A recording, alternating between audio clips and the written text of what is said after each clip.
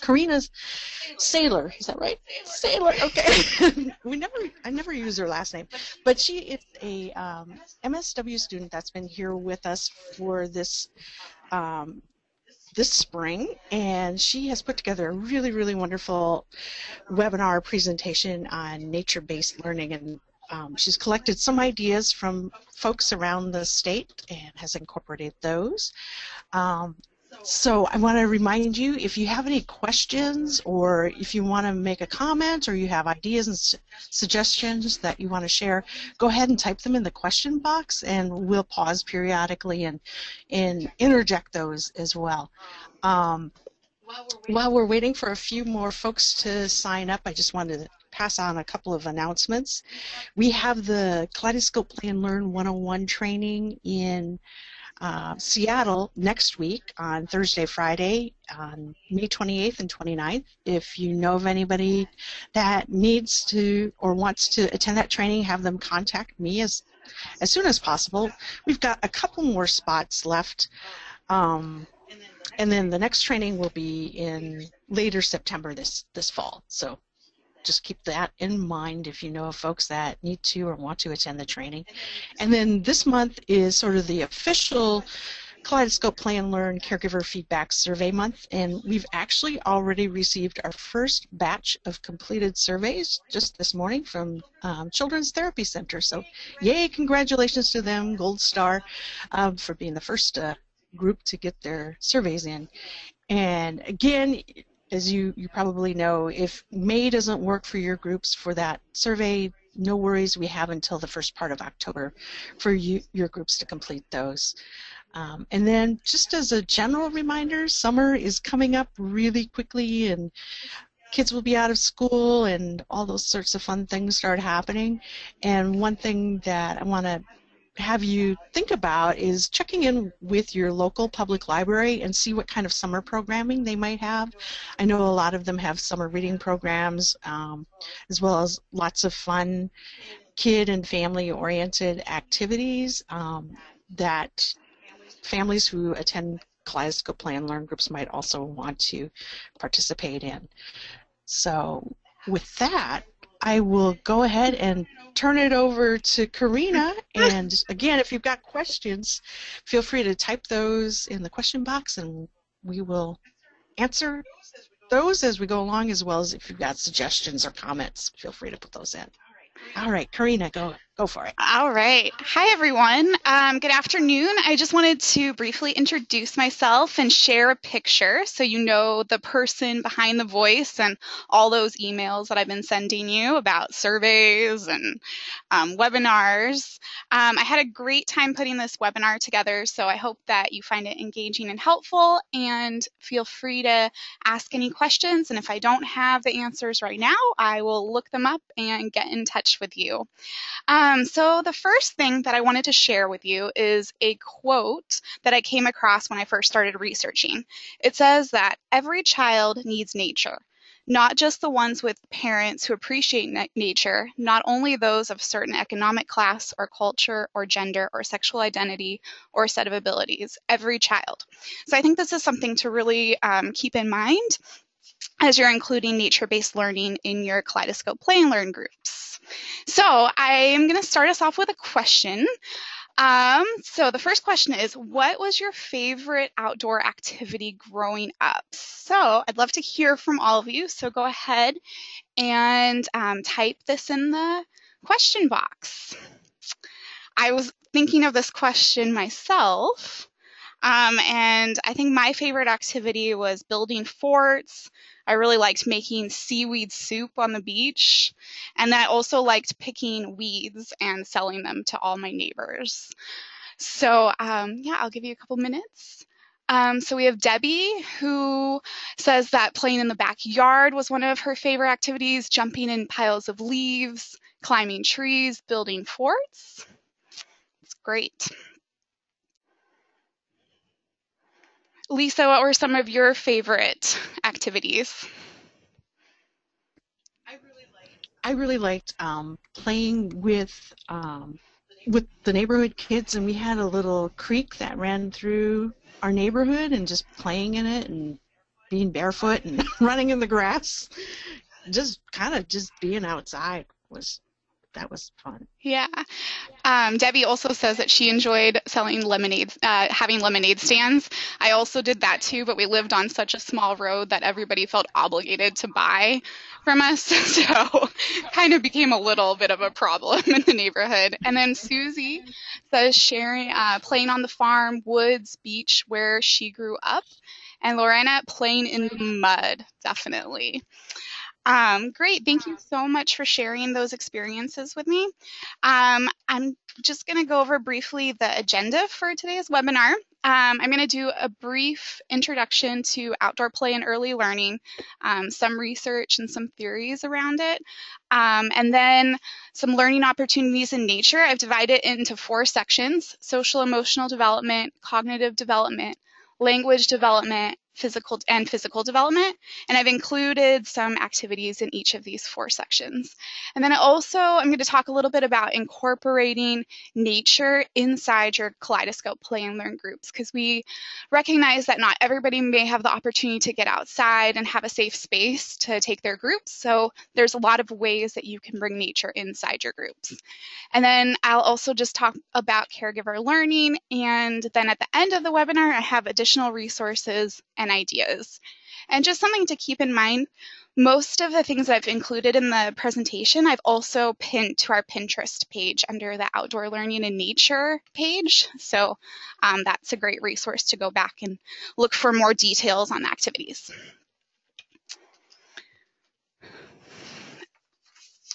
Okay, so when I first started researching nature deficiency, the first book I checked out of the library was called Last Child in the Woods.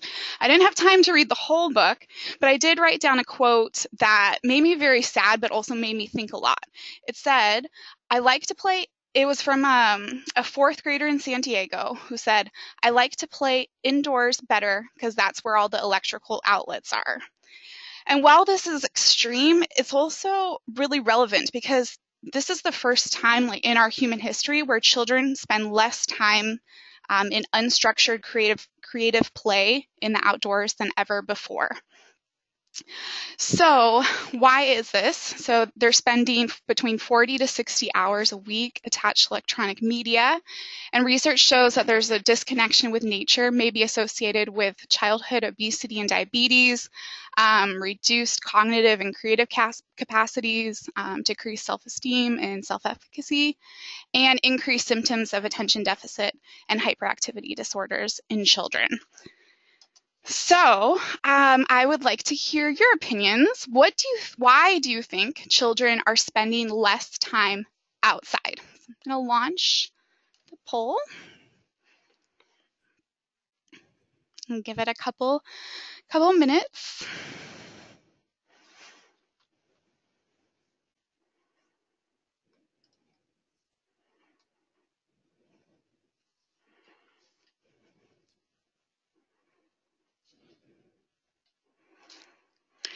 So most of you are saying all of the above. So safety concerns, competition with electronics, not enough time to spend outdoors, and activities are more controlled by parents than before, and also a lack of interest outside.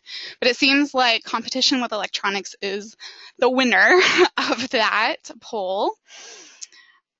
So just sorry. So yeah, safety is definitely a big concern for parents and caregivers when making decisions about whether to let their children engage in free play outside. There's concerns about stranger danger, traffic concerns. Parents also have less time to spend outdoors with their children. And it's difficult in some areas too to access natural areas. Families may not live close to a park or a space where they feel comfortable taking their kids to play.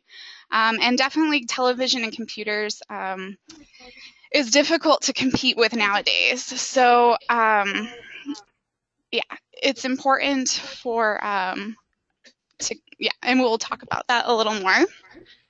Oh, and Sorry. Karina, no worries. A comment from Debbie just saying she thinks it's a perceived safety concern, not necessarily actual safety concerns. Yeah, I often wonder about that too. Definitely. And I think, I definitely agree with that. And I think that's something that we see a lot in today's media. And I think that's an important message to communicate to your caregivers as well in your groups, that it is perceived and that there are precautions that they need to take, but also playing outside is just a wonderful experience that everyone can benefit, as adults included. So why is it important for children to play outside? So children who play outdoors regularly develop stronger immune systems. They say that playtime is, especially unstructured, kind of exploratory play, is recognized as an essential component to wholesome child development. It's associated with reduced stress levels. Children who play outside have been shown to have greater self-esteem and self-control. Boosts in classroom performance, vitamin D, and value community and close relationships as well. And something else that I found really interesting in reading the literature is it's also linked to an appreciation for the environment. So kids who grow up outside have more respect for animals, have more respect for their environment, and taking care of it as well. So the first thing that I want to talk about is social and emotional development.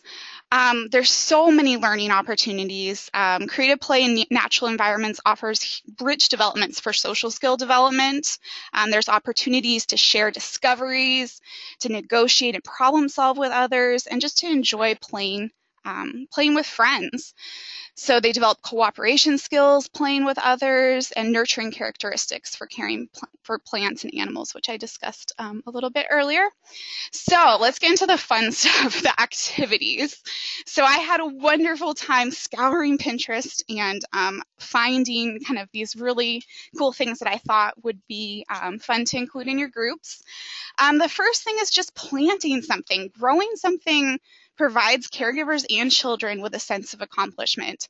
I went and visited a group at New Futures, and they were growing little seeds, and the parents were just as excited as the kids about this to see, their vegetables, and I think they were going to transplant them in a bigger garden, and it really helped foster a sense of community. Another thing to do is make an imaginary soup with all different things from nature, depending on how messy you want. I know that Lorena talked about playing in the mud. You can make a mud soup. Make sure to let all the children and caregivers add something to the soup, because it can be a collective activity as well. Land art with your group is another fun way to get outside. Land art can be anything from drawing in the dirt to piling rocks to making shapes with leaves. And then the other activity I found was an outdoor alphabet hunt. And I think this is a great way to get caregivers and children working together. And so you might end up with a lot of L's for leaves or grass and rocks, but everyone will have fun trying to find something for the letter Z, for example. And maybe you could even hide a picture of a zebra behind a tree and get them all excited about finding that. So that's another great way to involve your whole group. Another great idea is to do a scavenger hunt. There's lots of different ways to do scavenger hunts, and it's a great activity for parents and caregivers to do together. And then at the end of the session, you can also pass out pre-made copies of scavenger hunts for caregivers to do with their children at home. And so I've also posted a bunch of different scavenger hunts on the Pinterest page, so go take a look if this is something that you're interested in. This one in particular really appealed to me because it was very tactile and it gave children something to collect their finds in.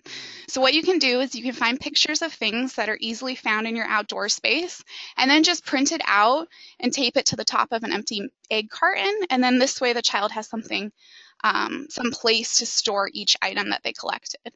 And then just go outside and see what they find. And this is an activity that you can also bring inside your groups as well.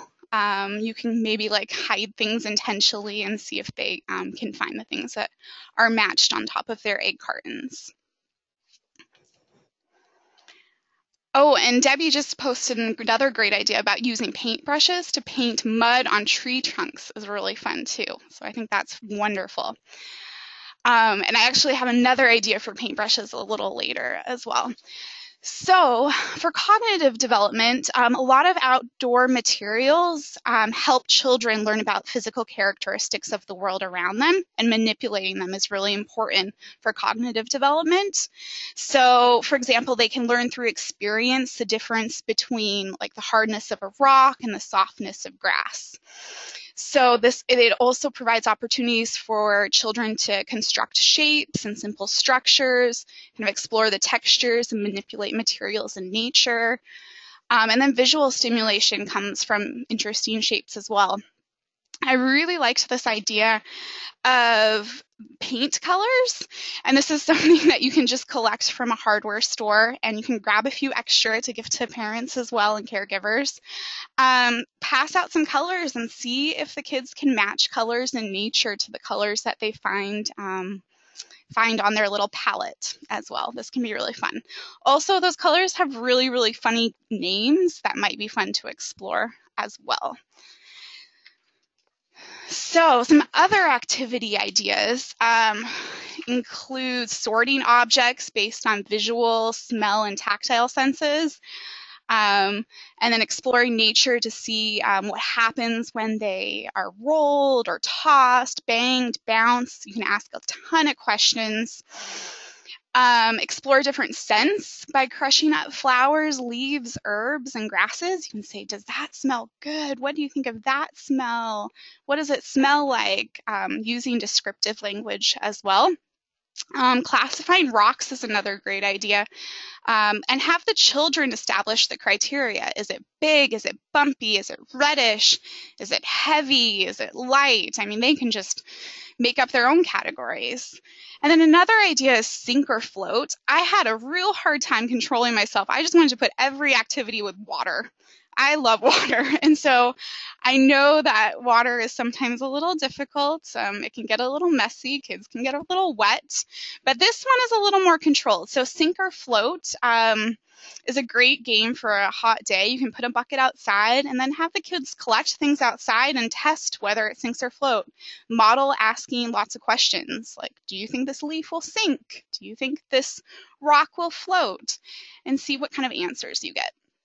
I love this idea of making a kind of a color wheel and then going outside and finding things that they can categorize materials in nature to that color wheel as well. I'm just going to pause. Sorry if I'm speaking very fast. I was telling Lisa that that's my tendency. So I apologize. Definitely ask questions or comments, or feel free to say, hey, slow down. There's just so much you can do with leaves, and leaves are great, a great easy resource to find. You can collect leaves with caregivers. You could have the leaves collected ahead of time. And this is also something that caregivers can easily do with their children outside of the group as well. You can sort leaves, count them, trace them, leaf rubbings. These are just a few of the ideas. You can arrange them in size from smallest to largest. You can ask kids to sort leaves by other characteristics like colors and edges. Do they have sharp edges? Do they have smooth edges? And then take the leaves and make prints with them with the paint, and then make an impression on a piece of paper. And then you can also do this with crayons and make rubbings as well. All right. So I would love to hear some of the experiences that or resources that you've done in your groups. So what type of outdoor play have you done with your groups? I know Debbie mentioned paintbrushes with mud. What are some other ideas that you would like to share with the group today?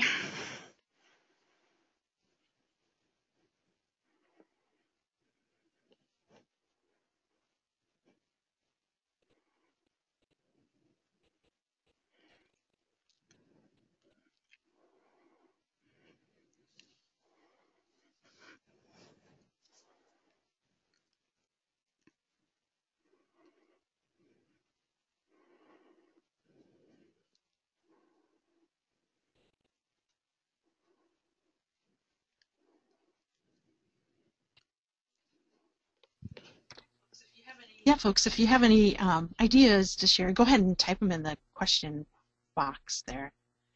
And I was just thinking about, Karina, too. I often get the question from some groups, especially when they're newer, is if the groups can go outside. And it's like, yes, by all means, do it. If you can go outside, use whatever space is available for you to have your group. And there's no reason why it has to all be inside. So, yeah, it's even better outside. So, getting a few suggestions in here. So Lorena has said planting seeds, finding ants. That's great.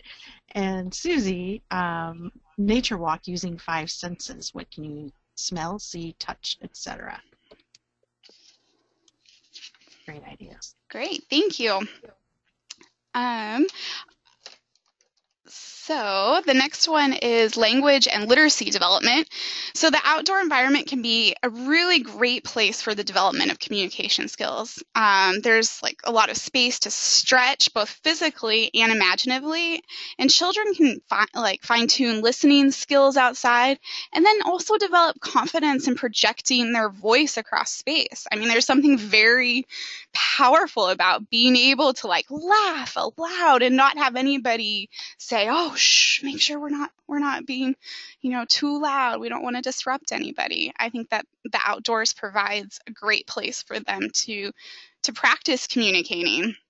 And asking questions, responding to cues, and expressing experiences, and then choosing materials and activities that they are interested in. So, like Debbie said, a great one to do is nature walks, describing what you see, hear, feel, and taste, imitating sounds of nature. And this can be something really silly like, what sound do you think the grass makes? Or what sound is, if you were to put a sound to the sun, what sound would that be? You can read books about outdoor settings and adventures. You can increase vocabulary experiences by referring to items in nature by name. Describe the trees, the animals, the insects, and any natural objects that are around. And this is also a good opportunity to verbalize directions such as up, down, around, under, over. And then another thing that is really special, and I've seen some great pictures about of this, incorporating this in classrooms and homes, but provide a special place to display natural materials. I remember I came home with a starfish one day, and I was just so excited about the starfish, and unfortunately, I wanted to display it on top of the counter, or on top of the bookshelf, and it ended up falling behind the bookshelf and smelling up our house for weeks. And my mom could not figure out where this starfish came from. So make sure that the things that are there collected are not living, but then provide a space to display their rocks that they find, really cool seeds. Pine cones are wonderful, and this is all materials that you can use for art projects later on as well. And then playing outdoor riddle games is another idea. Like, I spy with my little eye something that grows tall. And it can be very, very simple. It doesn't have to be complex, and it doesn't have to rhyme. It just something fun to do. I really like this idea of painting with water on cement, or putting rocks with letters as well. Another idea, and I think Debbie has probably done this, or Susie's done this with her group, is taking a walk. I saw this really making binoculars with 2 toilet paper rolls, some paper and tape. You can do that to start the activity out, and then take your group for a short walk, even if it's just around the block, and look for things with their binoculars. You could also bring paper and crayons so children can draw what they see, and then model the 5 senses. So you might say something like, I'm seeing the big clouds, or I'm touching the wet grass, I'm hearing the jets of an airplane. And while it's not safe to taste many things outdoors, you could say something like, oh, I'm tasting the air. And if you have an inexpensive magnifying glass, that would be great to bring along as well, so children can get up close and personal with the nature. And so something, you can make observations about weather. You can, if you're watching water flow, you can ask something like, I wonder where it will go from here. Or if it's sunny, making shadows with your body and jumping over the shadow of caregivers. And then using sidewalk chalk is great as well. You could draw the shapes of the clouds. Animals, there's lots of observations to make about animals.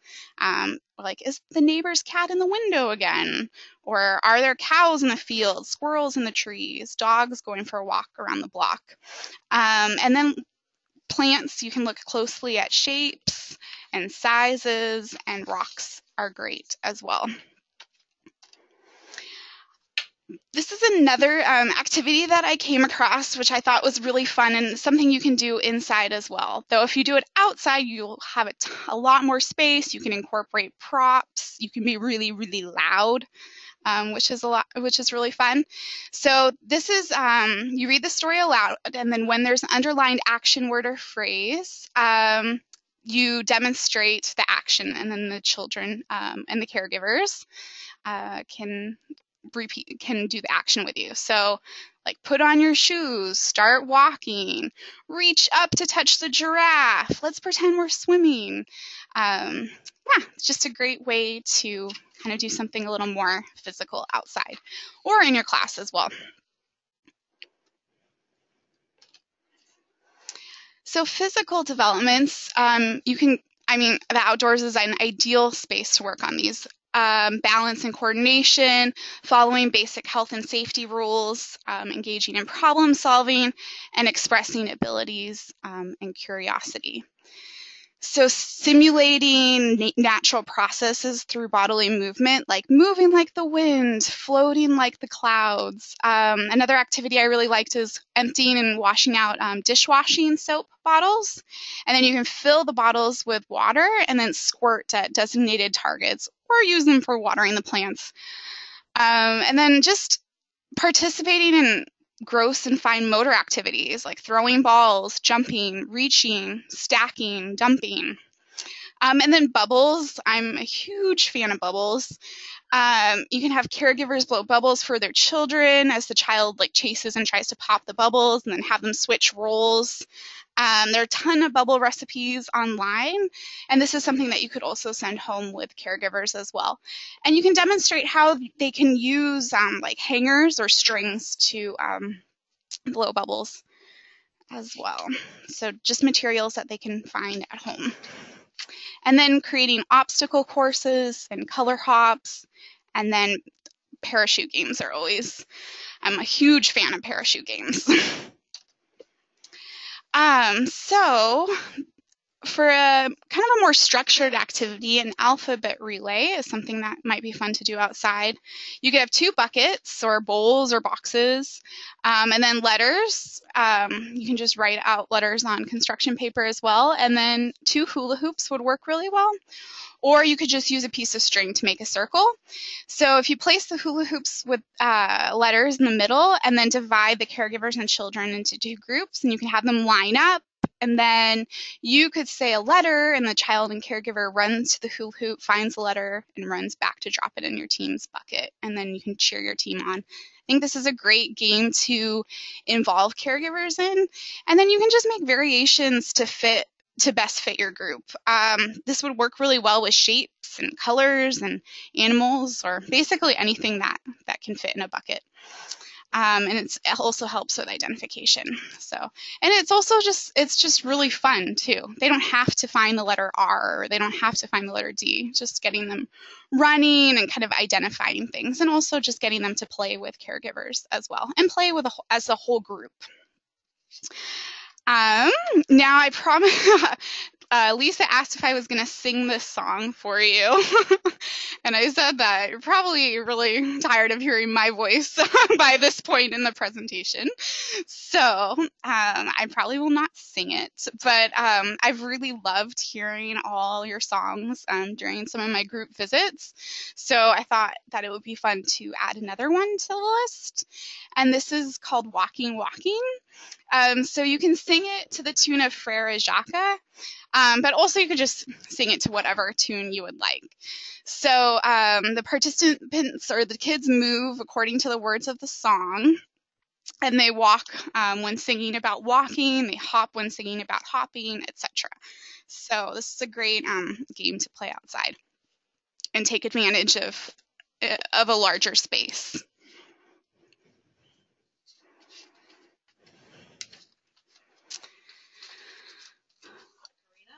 Come on, Karina. No, I have a terrible voice. Maybe the next webinar we'll have karaoke or something. No. I know, and I never sing karaoke either. I'm always the one in the crowd that just like mouths it along with the other group. So bringing natural materials into your environment or the classroom is one way of learning about and appreciating natural materials. So, and we realize that not everyone has the opportunity to take their groups outside. So here are just some ways of bringing nature inside. And the way I organized this is I thought of doing learning centers. So the first one could be language and literacy. There could be animal puppets, books about nature, nature-related pictures, writing prompts. I like trees. They are. And then kind of a blocks learning center with pebbles and sticks and twigs and pine cones, and see what type of structures they can create. And then a texture table, pine cones, leaves, sand, pebbles, grass, corn cobs. I visited a group last week who had a sand bucket, and it was just the children didn't visit any of the other tables. That was the one that they all wanted to be at. They all wanted to play in the sand and play and touch all these different things. So you could just start slowly creating your own texture tables. Art table, shells and seeds, leaves, clay, flower petals, dried stalks. And then math, there's a lot you can do with materials from nature. Sorting, weighing, measuring, sorting trays. You can use egg cartons. You can have some measuring tools out, scales, rulers, different things. And then having a music table, you can make shakers with kernels of corn or wheat in plastic bottles. You can have sticks for drumming, and then CDs with sounds of nature as well. So water falling, wind in trees, birds, lots of different things. This is another activity that I came across that I fell in love with, and I almost went on Etsy and just bought all these story rocks. And I was like, no, I need to learn to make my own. So I found some activities. Story stones are simply like smooth, flat stones that you can find at the beach anywhere. I'm actually sitting at Lisa's desk right now, and she has the perfect rock for a story stone. So each stone has a picture or a character of an animal or an object on it. And you can make a story stone by painting. You can use stickers. You can draw on your stone with a permanent marker, or you could use magazine cutouts or fabric scraps or anything to make story stones. And this is actually an activity that I'm sure caregivers would really love doing as well. So there's a lot you can do, a lot of activities that you can do with these story stones. You can use them as story aids. You can use them as sorting and grouping activities. You can have kids group people stones together or animal stones. One example I saw was having children choose a stone from a basket and then start a story based on the picture of the stone that was chosen. And then the story incorporates, so each child can pick a different stone, and then the facilitator can keep adding to the story depending on which stone the child picked. So there's a lot you can do, and it might be fun if you have a space where there's a lot of stones. You can go out and have children pick stones themselves and kind of make a whole activity out of it. So here are just some other pictures. So counting, exploring. You can make an exploring tray with a bunch of different things with magnifying glasses and symmetry. You could put a string in the middle and see if they can pair things up on either side. Nature numbers. You could post these up in your space and have children and caregivers find things to add and then glue depending on the number. So we have acorns, I think. I'm trying to look. Rocks, little twigs, pine cones, lots of different things. And I also really liked this egg tray idea as well, kind of matching colors with things that you can find in nature.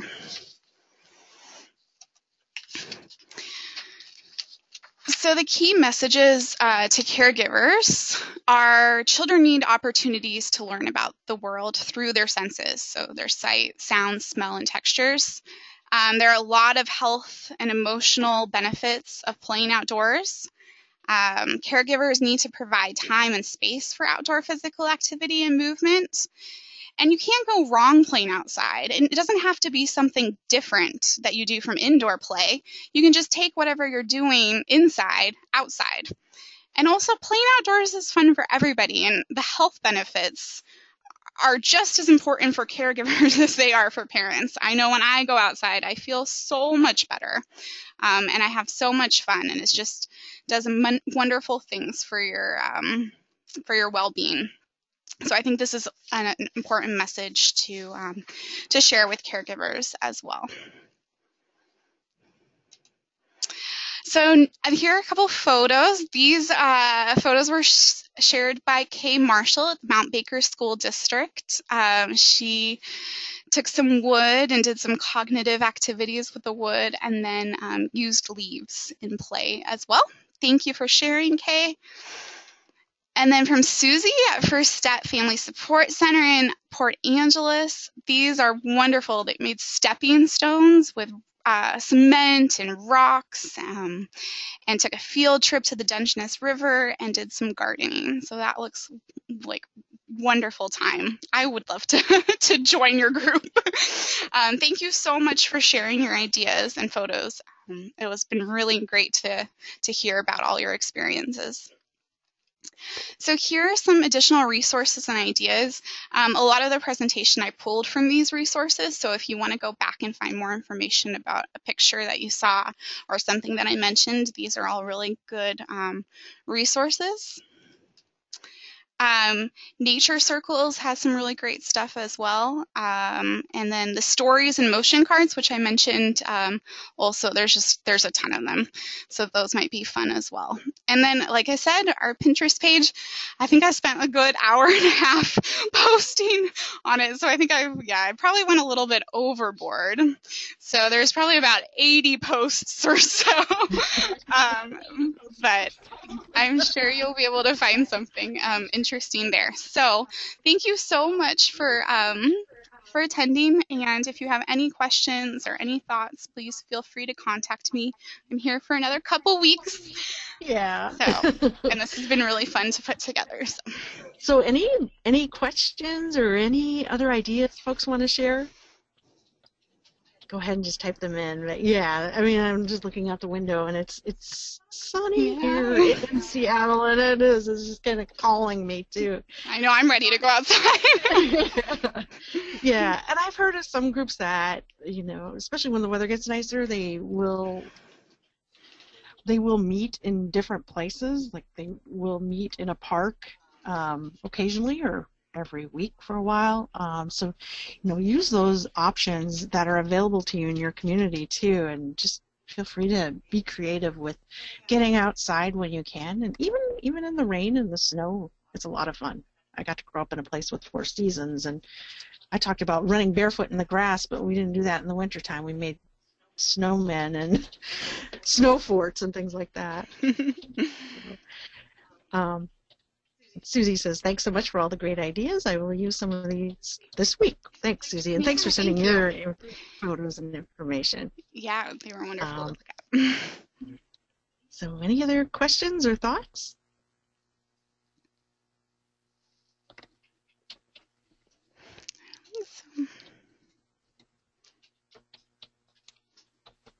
Great job, Debbie says. Thank you, Debbie. I think so, too. Thank you. I appreciate that. Have a wonderful afternoon, everyone. And yeah. Thank you, Karina, and thanks, everybody, for attending. And we'll post this up on YouTube, and you can tell your friends and such, too, that they can join in the webinar at their leisure. So have fun, and hopefully you'll be able to get outside yourselves today. All right. Thanks, folks. Bye.